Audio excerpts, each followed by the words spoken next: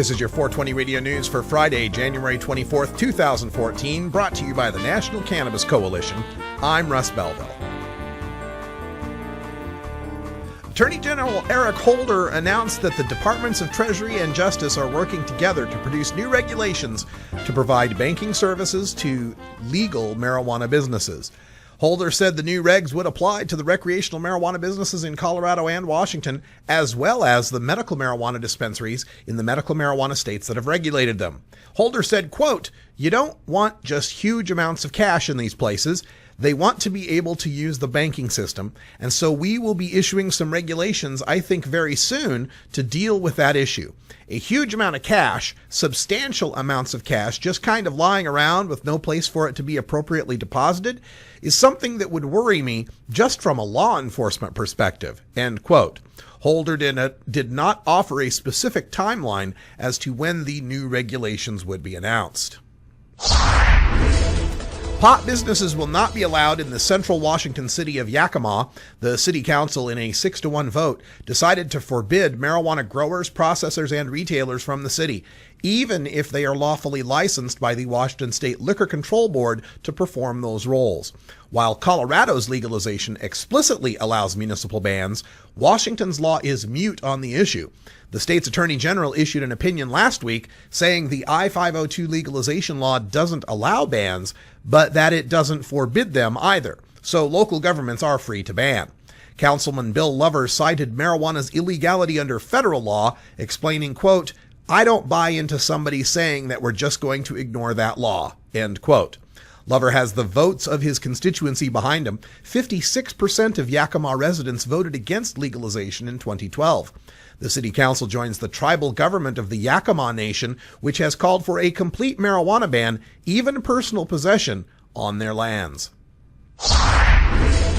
A freshman Democratic legislator in Wisconsin has filed a bill to legalize marijuana. The plan by Representative Melissa Sargent from Madison would create a licensing program for businesses to cultivate and distribute marijuana. Individuals would not be allowed to grow at home. Adults over age 21 would be allowed to buy and possess up to a half ounce or 14 grams of marijuana. However, Sargent's bill would increase the penalties for possession of over 20 grams of marijuana from a misdemeanor to a felony. Growing marijuana without the business license, even one plant, would also become a felony. Currently, it takes 4 plants to reach a felony charge in Wisconsin. Sargent touted the economic benefits of legalization for Wisconsin, saying, quote, "There is a lot of potential for job growth, people manufacturing equipment, as well as businesses that would be selling and distributing," end quote. Sargent isn't sanguine about the chances of the bill becoming law or even finding a co-sponsor, but believes, quote, "I would be doing a disservice to the community if I wasn't opening the door," end quote. Recent comments on medical marijuana by Louisiana Governor Bobby Jindal may open the door for new legislation.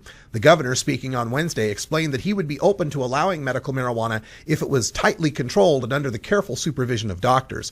Jindal's remarks came the day after legislators held a packed informational hearing on medical marijuana at the state capitol. Lawmakers who on Tuesday said the chances for movement on medical marijuana were slim changed their tune after hearing the remarks from the governor.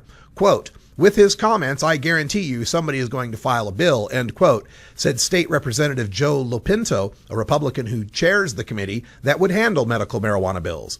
State Representative Austin Baden, who is behind a bill to lower sentences for marijuana offenders, said, quote, "This is very good news for anyone who is in favor of the cause of medical marijuana, and that Jindal's change of heart, quote, is maybe a sign of the changing of the times," end quote. An Irish man blinded by glaucoma has purposefully gotten himself arrested to challenge Ireland's ban on medical marijuana. Mark Fitzsimmons, age 30, was aided by a caretaker as he went to Irish State Police with a small quantity of marijuana and turned himself in. The police confiscated his weed and issued a formal caution with a summons to appear in court expected once tests confirm the weed is cannabis. Fitzsimmons has had both eyes removed due to his condition and uses cannabis to treat the neuropathic phantom pains he still suffers, and believes he may have been able to keep his eyes if he had been allowed to use cannabis, which has been shown to lower the eye pressure for those suffering from glaucoma. Fitzsimmons believes his prosecution will entitle him to free legal aid to pursue his case.